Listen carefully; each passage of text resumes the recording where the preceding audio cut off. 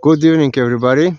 Sun is setting here again in the orchard, and I wanted to take this opportunity to talk to you a bit about our asparagus patch.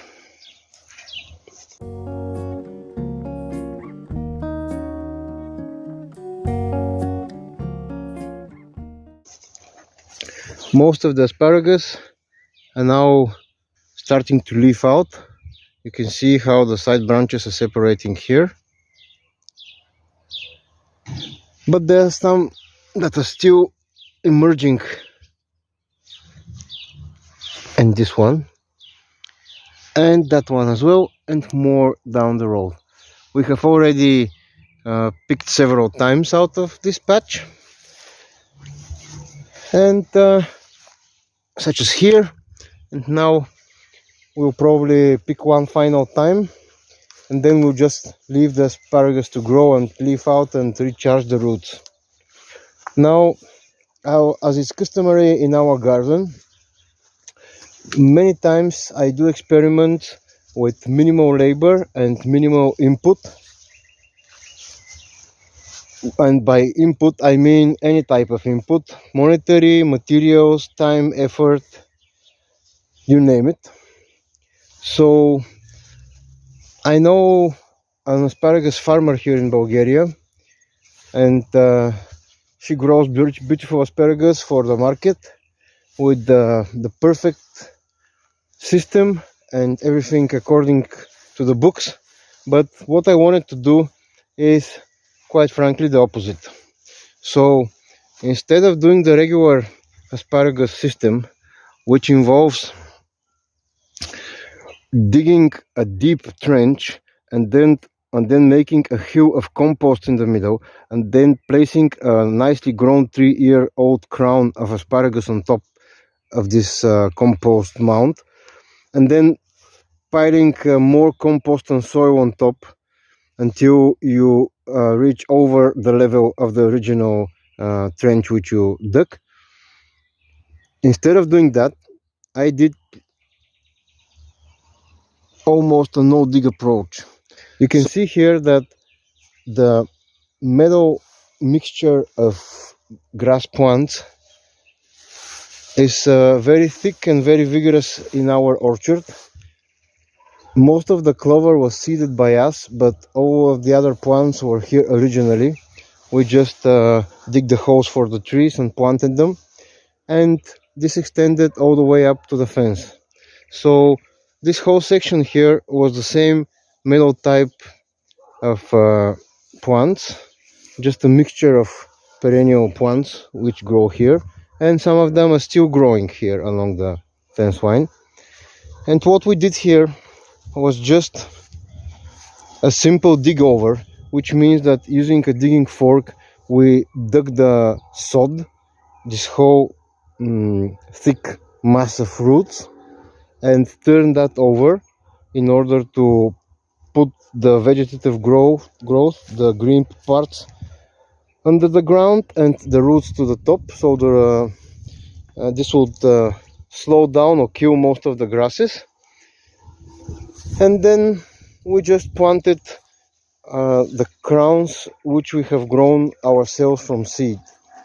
For this whole patch I got a single package of Conover's colossal variety asparagus, and those of the thickest, such as this one, are 5-year-old plants. With this package of maybe 20 seeds, I started all of our crowns and planted them in the first year in which they were ready. So I started the seeds in May and planted them out in maybe October. The crowns were very tiny by that time, and I could easily have taken another year of growing them in pots, so they could be more strong and maybe more vigorous. But I wanted for the plants to start adapting to their environment as soon as possible, even at the expense of some of the yields which are possible. That explains why most of our plants, most of our asparagus crowns don't do multiple shoots. if you see videos of asparagus farming, you can see usually a couple dozen shoot from an established 5-year-old crown, while here we've had maybe 4 or 5, and we already eaten a couple of those, maybe 3 or 4. This is the thickest, and this one is emerging now, and those are just smaller ones, but they're from the same crown, and we also ate some of those as well. But there won't be 10 spears out of this crown. There may be 6 or 7, and this is one of the oldest and most established crowns. This crown, for example, will produce only 2 spears probably this year, because there are no more growing from under the mulch, and there was another one which I cut close to the ground early in the season. And most of the other crowns won't be making double-digit spears at all.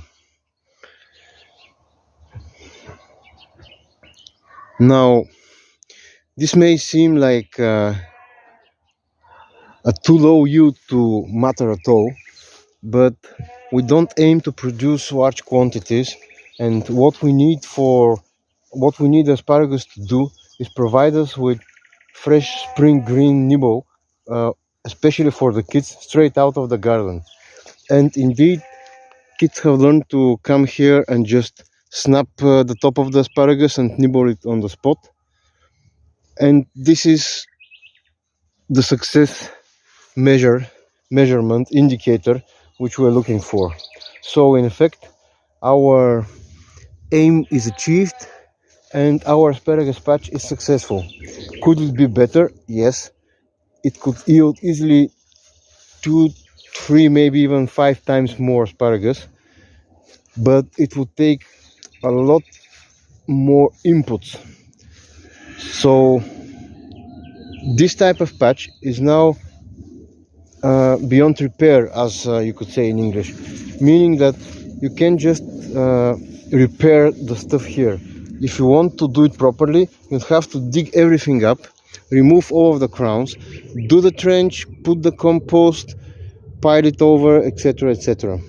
But this would require, in my calculation, maybe 2 cubic meters of compost, which we don't currently have and we will probably never have in one single dumping. Also, this would require a lot of digging, which I'm not really fond of. And finally, this would require watering. And my idea was to grow the asparagus similarly to the way they grow in nature, in the wild asparagus. It's an understory plant, usually growing in the shade, and this is the reason why it's planted here under those black locust and mulberry trees, and on the north side of our fruit trees. So it's generally shaded from late spring and in summer, and we don't water it. I think in the 5 years which we had this planted, we maybe watered it 3 or 4 times, I'm not sure, in the hottest summers. But generally they do very well. They don't wilt in summer, they don't die out and don't yellow before autumn. So I think that they're developing nicely.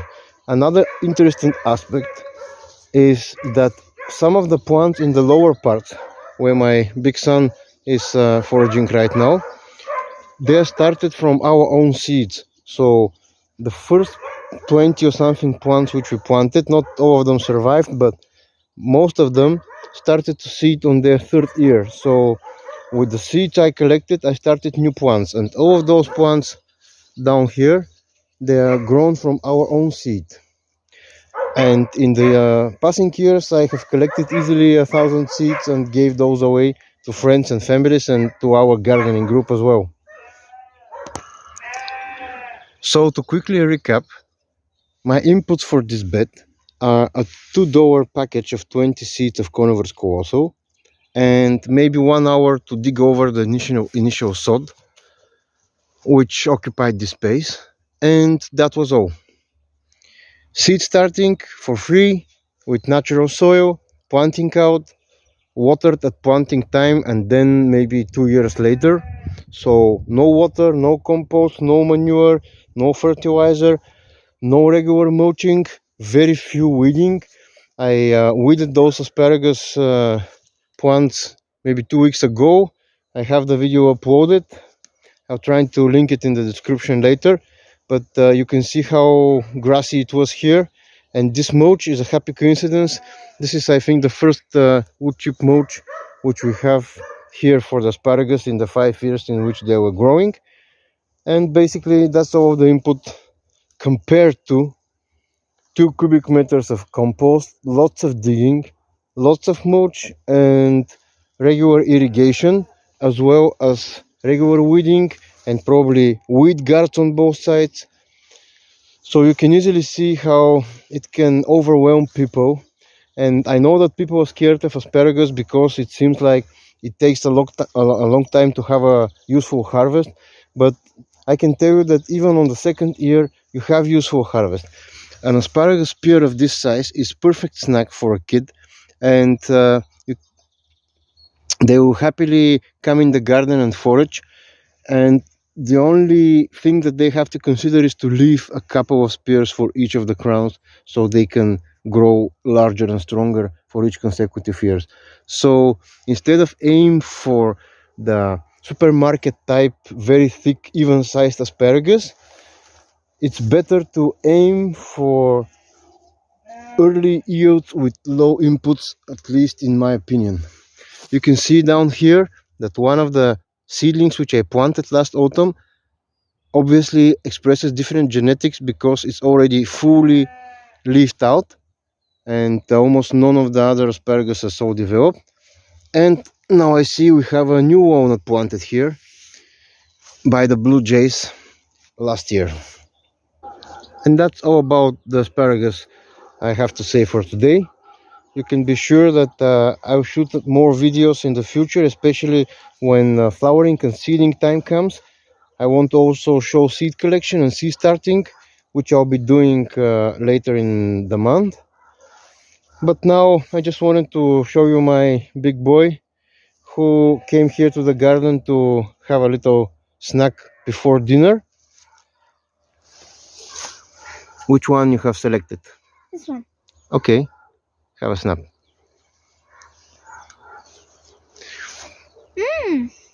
Do you like it? Yeah, sure. Okay, so this is the main use of our asparagus. Most of the asparagus we harvest, we don't cook. We eat straight from the garden or chopped finely into salad. Some of the asparagus which we harvest, we barbecue here on the cast iron, but most of it is freshly eaten. And you know that's the best way to eat it because the Latin name of the plant is Asparagus officinalis, which means that it's medicinal. So the best medicinal qualities are preserved when eaten raw. My son wants to show you some of our cover crop plants, ground covers, which is wild strawberries in this case, and they're already flowering. And I'm hoping that in time they'll cover the whole bed. And this is something that you see people growing asparagus frown upon because asparagus has shallow spreading roots, and most of the plants you can grow alongside them are seen as interference. But in a scenario where you don't water them, I find that very convenient to have a spreading living mulch, which also give us a second harvest of wild strawberries. That was all for today, folks, and I'll see you in the next one. Bye.